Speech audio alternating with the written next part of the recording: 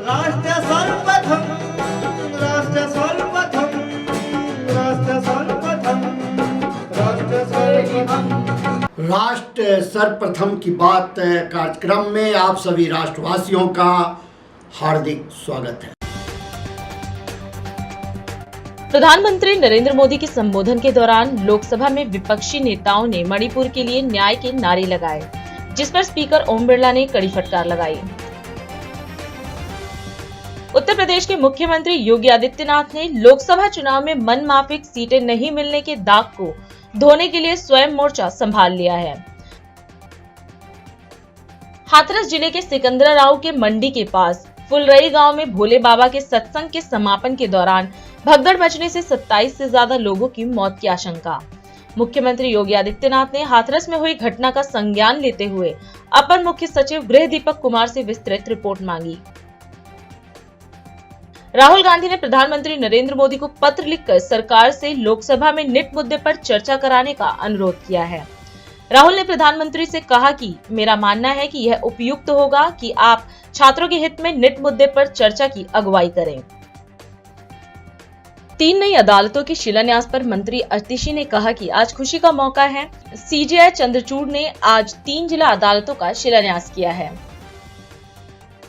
अयोध्या के राम मंदिर के पुजारी अब ड्रेस कोड में बदलाव के बाद नए परिधान में नजर आएंगे। मंदिर का प्रबंधन करने वाली श्री राम जन्मभूमि तीर्थ क्षेत्र ने पुजारियों के लिए पारंपरिक भगवा वस्त्र की जगह चमकीले पीले रंग का सफा कुर्ता और धोती लागू किया है।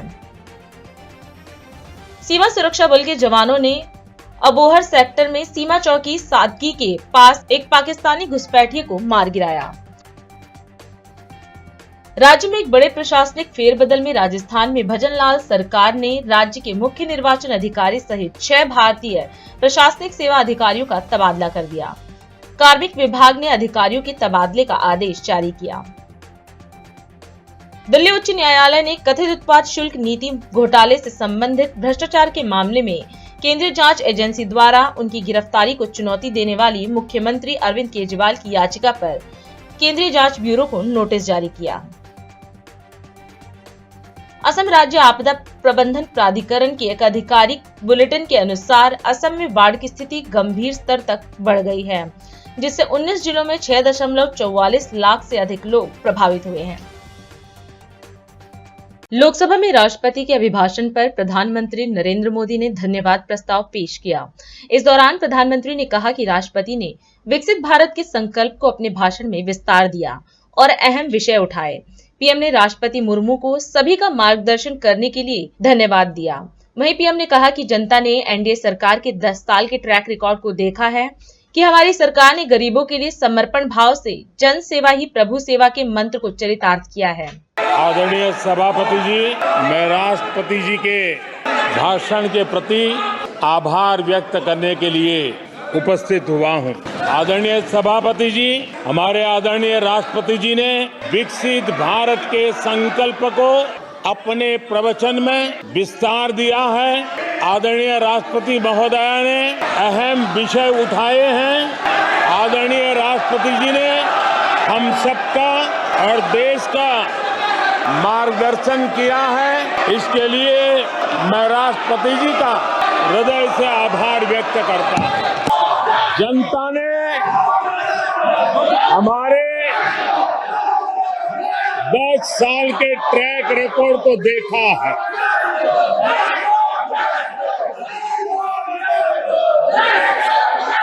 जनता ने देखा है कि गरीबों के कल्याण के लिए हमने जिस समर्पण भाव से जन सेवा ही प्रभु सेवा इस मंत्र को चरितार्थ करते हुए हमने जो कार्य किया है, उसके कारण 10 साल में 25 करोड़ गरीब गरीबी से बाहर निकले। देश की आजादी के कालखंड में इतने कम समय में इतने लोगों लोगों को गरीबी से बाहर निकालने का ये सफल प्रयास इस चुनाव में हमारे लिए आशीर्वाद का कारण बना है। आदरणीय सभापति जी, हम 2014 में जब पहली बार जीत करके आए थे तो चुनाव के अभियान में भी हमने कहा था कि हमारा करप्शन के प्रति जीरो टॉलरेंस रहेगा। और आज मुझे गर्व है कि हमारे सरकार ने देश का सामान्य मानवी जो करप्शन के कारण पीड़ित है, देश को करप्शन ने दीमक की तरह खोखला कर दिया है। ऐसे में भ्रष्टाचार के प्रति हमारी जो जीरो टॉलरेंस नीति है, आज देश ने हमें उसके लिए आशीर्वाद दिया है। आदरणीय सभापति जी, आज दुनिया भर में भारत की साख बढ़ी है। आज विश्व में भारत का गौरव हो रहा है और भारत के करीब देखने का नजरिया भी एक गौरवपूर्ण नजरिया हर भारतवासी अनुभव करता है। संसद के अंदर राहुल गांधी के दिए बयान को लेकर राजस्थान के सीएम भजनलाल शर्मा ने प्रतिक्रिया व्यक्त की है। इस दौरान सीएम ने मीडिया को संबोधित करते हुए कहा कि कल संसद में राहुल गांधी ने 125 करोड़ हिंदुओं की भावनाओं को ठेस पहुंचाने का काम किया है। उन्होंने कहा कि कांग्रेस की आदत तुष्टीकरण की नीति अपनाकर वोटों का ध्रुवीकरण करने की है। कल आपने देखा होगा कि संसद के अंदर कल श्रीमान राहुल गांधी जी ने संसद के पटल पर हिंदुओं को असत्यवादी और नफरतवादी की उन्होंने संज्ञा दी है। वे न केवल झूठ बोल रहे बल्कि 1 से 25 करोड़ हिंदुओं को अपमानित करने का काम कर रहे हैं। कल की उनकी जो भाषा आपने देखी होगी कि किस तरह से उन्होंने बार बार हिंदुओं को अपमान करने की बात कही है। राहुल गांधी का नेता प्रतिपक्ष के रूप में ये पहला भाषण ही झूठ, निराशा और तथ्यहीन बातों को लेकर के था। लोकसभा में राष्ट्रपति जी के अभिभाषण पर चर्चा थी जिस पर राहुल गांधी एक शब्द भी नहीं बोले। ये कांग्रेस की आदत रही है कि तुष्टीकरण की नीति अपनाकर वोटों का ध्रुवीकरण का काम करते हैं और एक दूसरे में बेवनस्ता फैलाने का काम इन्होंने किया है। कांग्रेस नेता सदैव हिंदू समाज के खिलाफ बोलते रहे हैं। आपने देखा होगा वर्ष 2010 में तत्कालीन गृह मंत्री पी चिदम्बरम, वर्ष 2013 में तत्कालीन गृह मंत्री सुशील कुमार शिंदे इसी जयपुर में हिंदुओं को आतंकवादी बताया था और बाद में उनको माफी भी मांगनी पड़ी। हिंदुओं को हिंसक और अवसरवादी बताना, संसद की बहस के दौरान ईश्वर के चित्रों को सामने रखना और इस पर राजनीति करना एक नेता जो प्रतिपक्ष का नेता है उसको शोभा नहीं देता है। मैं श्रीमान राहुल गांधी को कहना चाहता हूं कि आपको विचार करना पड़ेगा, सोचना भी पड़ेगा और आपको पढ़ना भी पड़ेगा कि हिंदू कौन है। हिंदू वो है जो हिंदू वसुधैव कुटुंब की भावना को रखने वाला है। हिंदू वो है जो सर्वे भवन्तु सुखिनः सर्वे सन्तु निरामया की कामना करने वाला हिंदू है। हिंदू जीव, प्रकृति, जड़, चेतन में ब्रह्म को साक्षात्कार करने वाला है। धर्म की जय हो, अधर्म का नाश हो, प्राणियों में सद्भावना हो, विश्व का कल्याण हो, इस मंत्र को जीने वाला हिंदू है। प्राणी मात्र में ईश्वर का वास देखने वाला हिंदू है। अरे हम तो प्रकृति में भी ईश्वर मान के चलते हैं। प्रकृति में हमारी पर्यावरण के आधार पर भी हम वृक्षों को भी पूजते हैं, हमारे पहाड़ों को भी पूजते हैं, हम नदियों को भी पूजते हैं। हिंदू की परिभाषा बहुत बड़ी परिभाषा है। हिंदू की परिभाषा राहुल जी आप नहीं सीख सकते, क्योंकि आपके अंदर वो संस्कार नहीं है। उसे राहुल गांधी के प्रमाण पत्र की आवश्यकता नहीं है। कांग्रेस का चरित्र ही हिंदू विरोधी बन चुका है। मैं कहना चाहता हूं, एक बार वो देख लें कि उन्होंने किस तरह से किया है, ये कहां से सीख करके आए। इस देश के अंदर अतिक्रमणकारी आए, उन्होंने भी सोचा था कि हिंदू संस्कृति को हम मिटा देंगे, लेकिन आज वो कहां है ये देख लीजिए, इतिहास कहानी सुना देगा। जो इस संस्कृति को बदलने के लिए आए थे वो इस संस्कृति के अंदर समा गए। हिंदू संस्कृति वो संस्कृति है। विपक्ष के नेता के रूप में राहुल गांधी ने कहा अग्निवीर योजना में शहीदों को मुआवजा नहीं मिलने की बात कहकर अग्निवीर सैनिकों का अपमान करने का काम किया है। कल उनके झूठ की पोल रक्षा मंत्री श्री राजनाथ सिंह जी ने संसद में ही खोल दी थी, जब श्री राजनाथ सिंह जी ने उन्हें जवाब देते हुए कहा था कि अग्निवीर शहीद के परिजनों को 1 करोड़ रुपए की राशि दी जाती है। इस झूठ से काम नहीं चलेगा। राहुल गांधी विपक्ष के नेता तो बन गए, लेकिन उन्हें सदन की परंपरा नियमों की जानकारी नहीं है। इसीलिए लोकसभा अध्यक्ष पर भी उन्होंने गैर जिम्मेदाराना टिप्पणी करना भी बहुत दुखद है। मैं कहना चाहता हूं, इस देश की संस्कृति को कोई नहीं मिटा पाया। ये इतना बड़ा देश आपके इस अपमान को नहीं सह सकता। आने वाले समय में आपको इस हिंदुओं का जो अपमान किया है, आपको पता चलेगा कि हिंदू क्या होते हैं। मैं आज की प्रेस आपके माध्यम से अंत में इतना कहना चाहता हूं, जो इस देश को नहीं समझ सका, हिंदू को नहीं समझ सका, वो क्या समझेगा, ये मैं उनसे उत्तर चाहता हूं। राष्ट्रपति के अभिभाषण पर समाजवादी पार्टी प्रमुख अखिलेश यादव ने धन्यवाद प्रस्ताव पेश किया। इस दौरान अखिलेश यादव ने देश के 5वीं सबसे बड़ी अर्थव्यवस्था बनने को लेकर सवाल उठाए। इसके साथ ही इस बार के लोकसभा चुनाव 2024 को लेकर कहा कि इस बार के चुनाव परिणाम में जोड़ने वाली राजनीति की जीत हुई है। राष्ट्रपति के अभिभाषण पर धन्यवाद प्रस्ताव श्री अखिलेश यादव जी। अध्यक्ष महोदय, मैं सबसे पहले आपका धन्यवाद देना चाहता हूं कि आपने मुझे अपनी पार्टी की तरफ से राष्ट्रपति जी के अभिभाषण बोलने का मौका दिया है।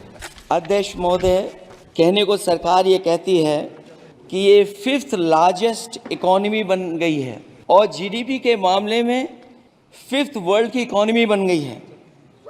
लेकिन अध्यक्ष महोदय, ये सरकार क्यों छिपाती है कि अगर ये हमारी सबसे लार्जेस्ट इकोनॉमी, अगर हम 5वें नंबर पर हैं, तो हमारे देश की पर कैपिटा इनकम, प्रति व्यक्ति आय हमारे किस स्थान पर पहुंची है। और हम लोगों ने तो अध्यक्ष महोदय देखा है कि अगर दिल्ली की सरकार ने कहा होगा कि $5 ट्रिलियन की इकोनॉमी बनेगी, तो जहां से प्रधानमंत्री जी चुन करके आते हैं, वहां का प्रदेश की सरकार भी कह रही कि हम $1 ट्रिलियन इकोनॉमी बना लेंगे। देश की इकोनॉमी कहां पहुंच गई, पर कैपिटा इनकम क्या है। लेकिन अगर उत्तर प्रदेश की इकोनॉमी को अगर $1 ट्रिलियन की इकोनॉमी बनना है, तो कम से कम 35% की ग्रोथ चाहिए। मुझे नहीं लगता है कि 35% की ग्रोथ उत्तर प्रदेश पा पाएगा। हम हंगर इंडेक्स में कहाँ खड़े हैं, नीचे से कहाँ हैं। जो 5th लार्जेस्ट इकोनॉमी की बात कर रहे हैं, वो इनइक्वालिटी के पैरामीटर पे कहाँ खड़े हैं, वो हैप्पीनेस इंडेक्स में कहाँ खड़े हैं। और जो लोग चुनाव को अपने तरीके से मोड़ते हैं, मैं उन्हें कहना चाहता हूं कि अध्यक्ष महोदय, इस चुनाव के परिणाम ने तोड़ने वाली राजनीति को तोड़ दिया है और जोड़ने वाली राजनीति की जीत हुई है। अध्यक्ष महोदय, बहुत सी बातें हुई हैं। अगर उत्तर प्रदेश की बात न हो, क्योंकि अध्यक्ष महोदय सबसे बड़ा प्रदेश जहाँ है उसने हर बार दूसरे दल को समर्थन देकर के सरकार बनाई। मैं उन्हीं लोगों से कहना चाहता हूं कि लोग क्यूटो की फोटो लेकर बनारस की गलियों से लेकर के गंगा जी तक ढूंढ रहे हैं। उनको लगता है जिस दिन माँ गंगा साफ हो जाएंगी, शायद उस दिन कहीं क्यूटो उसकी गोद में कहीं मिल जाएगा। बनारसी लोग चाहते हैं कि कोई गंगा जी के भी तल में उतरकर उसका दर्द भी जाने। मुझे याद है अध्यक्ष महोदय, देश के प्रधान सांसद जी ने अनाथ पशुओं के बारे में बहुत कुछ कहा था। अनाथ पशुओं की समस्या से छुटकारा दिलवाने के लिए कब वादा किया हुआ, लेकिन कई चुनाव बीत गए हैं, अभी तक गन्ने का भुगतान 2 हफ्ते का वचन जो दिया था, कहां दिया था? अब तो वचन देने वाले को भी याद नहीं है। हर बात को जुमला बना देने वाले लोगों के ऊपर से जनता का भरोसा उठ गया है। इसीलिए बहुमत की सरकार नहीं है, ये सहयोग से चलने वाली सरकार है। डबल इंजन के नाम पर उत्तर प्रदेश को टकराहट के सिवा कुछ हासिल नहीं हुआ है। उत्तर प्रदेश में प्रभुत्व की लड़ाई 2 लोगों को आपस में लड़ा रही है, लेकिन उसकी मार जनता को सता रही है। पिछले 10 सालों की उपलब्धि बस इतनी रही कि एक शिक्षा परीक्षा माफिया का जन्म हुआ। अध्यक्ष महोदय, जिस समय चुनाव में थे और उत्तर प्रदेश में वो हालात देखे हैं कि नौजवान जब भी तैयारी कर करके जाता था और परीक्षा दे करके लौटता था तो उसको पता लगता था कि पेपर लीक हो गया। और उत्तर प्रदेश में केवल एक पेपर लीक नहीं हुआ है, जितनी भी परीक्षाएं हुई हैं सब पेपर लीक हुए हैं। केवल उत्तर प्रदेश ही नहीं, मैं माननीय सांसद की तरफ से सुन रहा था, कई ऐसे प्रदेश हैं जहां पर परीक्षाएं देने तो बच्चे गए, लेकिन वहां भी पेपर लीक हो गया। और अभी जब 4 जून को रिजल्ट आया, उसके बाद जो बात उठी है, देश की सबसे प्रेस्टिजियस परीक्षा, उसका भी पेपर लीक हो गया। अभी समय है एक ब्रेक का, हम चलते हैं ब्रेक पर, आप कहीं जाए नहीं, छोटा सा break. Powered by Kamal Buildtech Private Limited, fulfilling promises. With our professional team and experience of delivering projects, in past we guarantee you peace of mind and top quality work in an affordable price. और अधिक खबरों के लिए आप हमारे YouTube channel दैनिक India दर्पण को अभी सब्सक्राइब करें और नोटिफिकेशन के लिए बेल आइकन को प्रेस करना ना भूलें। राष्ट्र सर्वप्रथम की बात कार्यक्रम में ब्रेक के बाद एक बार फिर आप सभी राष्ट्रवासियों का स्वागत। दिल्ली के पर्यावरण एवं वन मंत्री गोपाल राय ने प्रेस वार्ता की। इस दौरान मीडिया को संबोधित करते हुए पर्यावरण मंत्री ने दिल्ली में प्रदूषण के स्तर को कम करने के लिए दिल्ली सरकार के प्रयासों की जानकारी दी। उन्होंने कहा कि दिल्ली के अंदर सभी विभागों के सहयोग और दिल्ली के नागरिकों की सहभागिता से जो काम हो रहे हैं, उसका प्रभाव पर्यावरण पर दिख रहा है। दिल्ली में पिछले सालों की तुलना में 30% प्रदूषण का स्तर कम हुआ है। उन्होंने कहा कि पिछले साल से दीर्घकालिक योजना के तहत समर एक्शन प्लान पर काम करना शुरू किया और इस साल 14 सूत्रीय समर एक्शन प्लान घोषित किया था, जिसमें सबसे महत्वपूर्ण बिंदु वृक्षारोपण अभियान है। दिल्ली के अंदर प्रदूषण के स्तर को कम करने के लिए अरविंद केजरीवाल सरकार लगातार प्रयास कर रही है। दिल्ली के अंदर सभी विभागों के सहयोग से, दिल्ली के नागरिकों के सहभागिता से दिल्ली में जो लगातार काम हो रहा है, उसका प्रभाव दिल्ली के पर्यावरण पर दिख रहा है। हमारी सरकार बनने के बाद जो लगातार प्रयास हुए, चाहे वो ट्रांसपोर्ट के क्षेत्र में हो, चाहे वो वृक्षारोपण के क्षेत्र में हो, चाहे दिल्ली के अंदर अवेयरनेस कैंपेन के क्षेत्र में हो, उसका परिणाम ये हुआ है कि दिल्ली में लगभग 30% प्रदूषण का स्तर कम हुआ है पिछले सालों की तुलना में। प्रदूषण को कम करने के लिए सरकार की तरफ से पहले हम इंटर एक्शन प्लान बनाते थे जब प्रदूषण का स्तर बढ़ने लगता था, लेकिन पिछले साल से हमने दीर्घकालिक योजना के तहत समर एक्शन प्लान पे काम करना शुरू किया। हमने इस साल का समर एक्शन प्लान 14 सूत्री घोषित किया था, समर एक्शन प्लान का जो सबसे महत्वपूर्ण बिंदु, पहला बिंदु है, वो है वृक्षारोपण अभियान। जैसा हम सब लोग देख रहे हैं कि जिस तरह से तेजी के साथ जलवायु परिवर्तन हो रहा है, अगर सर्दी हो रही है तो इतनी ज्यादा कि वो बर्दाश्त करने से बाहर है। इस साल गर्मी हुई तो इतनी ज्यादा कि वो बर्दाश्त से बाहर हो गई। अभी पहली बारिश दिल्ली में हुई है और लोगों का कहना है कि ये इतनी तेज बारिश हुई कि वो बादल फटने की घटना की तरह हुई। तो जो ये पूरे दुनिया के अंदर जो जलवायु परिवर्तन हो रहा है, उसका अब शार्प इम्पैक्ट अलग अलग मौसम में दिखने लगा है। पूरे दुनिया के अंदर इस पर चिंतन हो रहा है कि इसका समाधान कैसे हो, क्योंकि अब प्रकृति का जो संदेश है वो अलार्म सिचुएशन में है।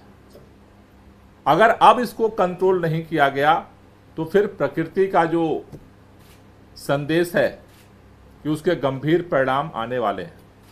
ऐसे परिस्थितियों में पूरे दुनिया के अंदर भी इंसान का सबसे ज्यादा अगर कोई सहायक है इसकी लाइफ थ्रेट को बचाने के लिए, वो पौधे हैं।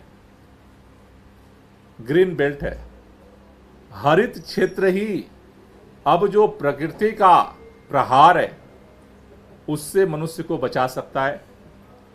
ऐसे में देश की राजधानी दिल्ली के हरित क्षेत्र को बढ़ाने के लिए अरविंद केजरीवाल जी के नेतृत्व में लगातार सरकार काम कर रही है। 4.5 साल पहले दिल्ली के लोगों से दिल्ली के मुख्यमंत्री अरविंद केजरीवाल जी ने ये गारंटी दी थी कि 5 साल में हम 2 करोड़ पौधे दिल्ली में लगाएंगे। हमें इस बात की खुशी है कि दिल्ली की सभी एजेंसियों के साथ मिलकर के जो अभियान चला अब तक 4.5 साल में, पिछले 4 साल में ही हमने 2 करोड़ पौधे लगाने का लक्ष्य पूरा किया।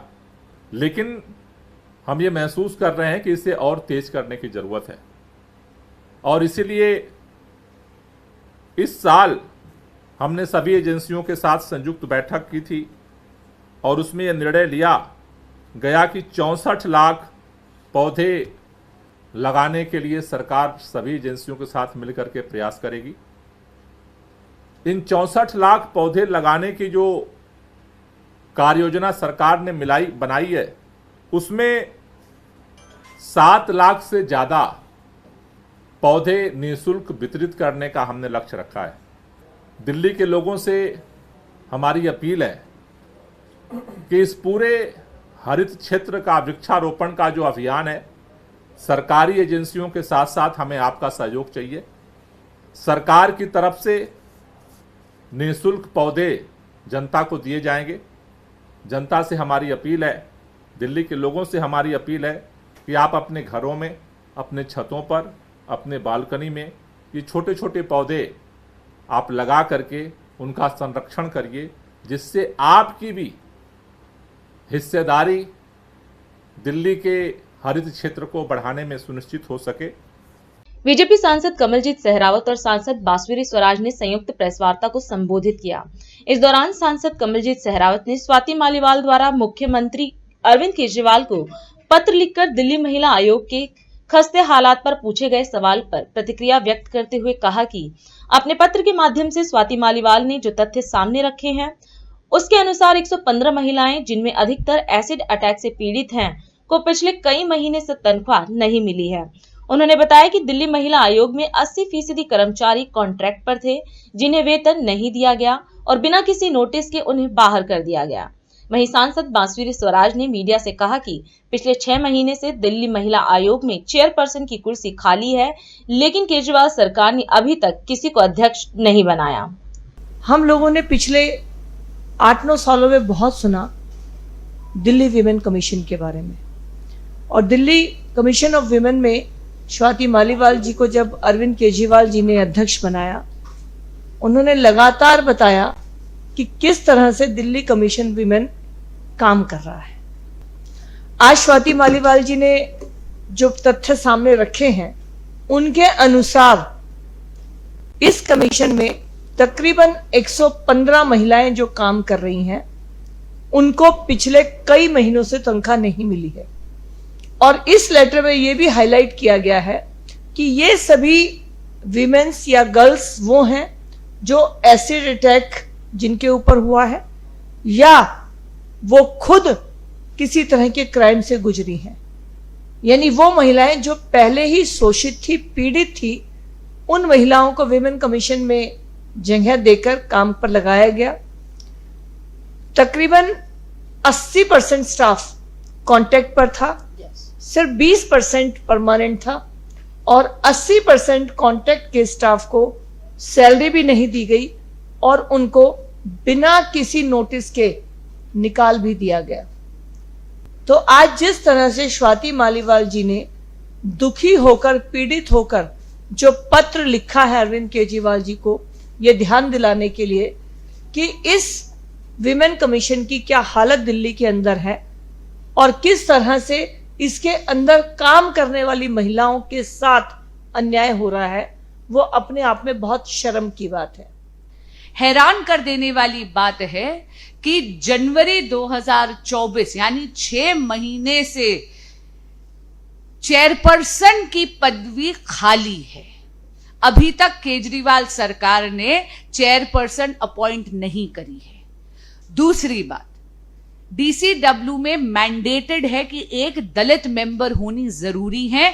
अभी तक केजरीवाल सरकार ने कोई दलित मेंबर भी अपॉइंट नहीं करा है। इसके अलावा आप ये देखिए, 181 हेल्पलाइन नंबर्स, ये जो हेल्पलाइंस थी जहां पर पीड़ित स्त्रियां अपना दुख दर्द बांट सकती थी, इन नंबरों पे कॉल कर कर मदद मांग सकती थी। 181 ऐसी हेल्पलाइंस को केजरीवाल सरकार ने टेक ओवर करा डीसीडब्ल्यू से, और उसके बाद नेग्लिजेंट हैंडलिंग के कारण ये सारी की सारी 181 हेल्पलाइंस डिफंक्ट हो गई, यानी कि बंद हो गई। ये दिखाता है केजरीवाल सरकार कितनी ज्यादा संवेदनहीन है महिलाओं के प्रति, और कोई भी क्राइम्स अगेंस्ट वुमेन पे उनका कोई भी कड़ा रवैया नहीं है। दूसरी बात, फाइनेंशियल क्वार्टर 2024 से 25 यानी इस पूरे फाइनेंशियल ईयर के लिए केजरीवाल सरकार ने फंड्स ही सैंक्शन नहीं करे हैं। इसके कारण एम्प्लॉयज की सैलरीज नहीं मिली है, और वो श्रेणी एम्प्लॉयज की जिनको सैलरी नहीं मिली है, एक बार जरा देखने वाला है। This group encompasses crisis intervention centre, counsellors, mobile helpline counsellors, महिला panchayat counsellors and rape crisis cell lawyers. यानी ये वो लॉयर्स हैं रेप क्राइसिस सेल के जो जाकर पीड़ितों के मुकदमे भी लड़ते हैं, लेकिन इनमें से किसी को भी अभी तक उनका वेतन नहीं मिला है। ये पूरी की पूरी वो श्रेणी है एम्प्लॉयज की जिनका डायरेक्ट कांटेक्ट होता है विक्टिम्स के साथ, जिनका काम होता है उनकी पीड़ा में सबसे पहले उनकी मदद करना। इसके अलावा आप ये देखिए, हाईकोर्ट के बार बार ऑर्डर्स हो जाने के बाद 9 मई 2024 और 30 मई 2024 को हाईकोर्ट ने ऑर्डर दिया था, जहां पर केजरीवाल सरकार को निर्देशित करा गया था कि वो वेतन दे, तो भी केजरीवाल सरकार ने इन एम्प्लॉयज को वेतन नहीं दिया है। यहां तक कि इस पूरी की पूरी डीसीडब्ल्यू का बजट भी कट करा है। ये बस यही दर्शाता है कि केजरीवाल सरकार की कोई नीयत नहीं है दिल्ली में महिलाओं की सुरक्षा सुनिश्चित करने की, कोई नीयत नहीं है क्राइम्स अगेंस्ट वुमेन में जो हमारी उत्पीड़ित महिलाएं हैं उनकी मदद करने की। और अधिक खबरों के लिए आप हमारे YouTube चैनल दैनिक इंडिया दर्पण को अभी सब्सक्राइब करें और नोटिफिकेशन के लिए बेल आइकन को प्रेस करना ना भूलें।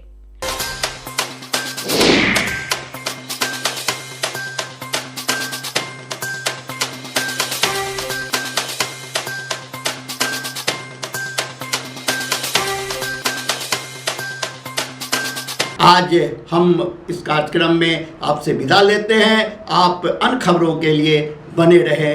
राष्ट्र सर्वप्रथम, वंदे मातरम, जाग उठा है भारत। राष्ट्र सर्वप्रथम, राष्ट्र सर्वप्रथम, राष्ट्र राष्ट्र सर्वप्रथम राष्ट्र सर्वप्रथम